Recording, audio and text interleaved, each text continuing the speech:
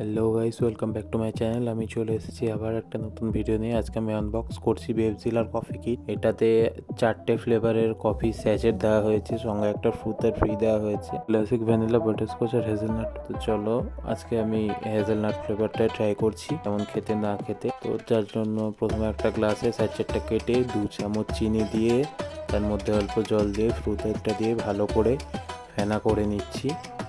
তারপরে আগে থেকে ঠান্ডা করে রাখা দুধটা এর মধ্যে অল্প অল্প ঢেলে ভালো করে মিক্স করে নিচ্ছি।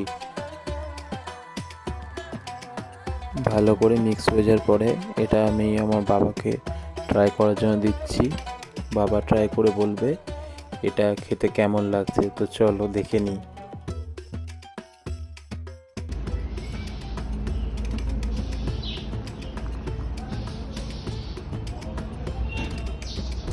দারুণ দারুণ।